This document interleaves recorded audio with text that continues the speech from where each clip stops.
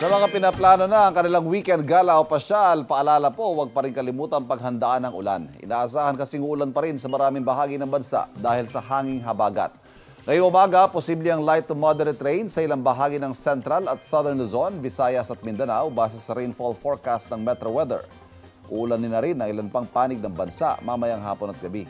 Umaga bukas at linggo, may tsansa ulit ng ulan sa ilang bahagi ng Southern Luzon, Visayas at Mindanao. Magiging malawakan ng ulan pagsapit ng hapon at gabi. Posible ang heavy to intense rain sa maaaring magdulot ng baha o landslide. Ulanin din tayo muli dito sa Metro Manila ngayong weekend. Kapuso, huwag magpapahuli sa latest news and updates. Mag-iuna ka sa balita at mag-subscribe sa YouTube channel ng GMA Integrated News.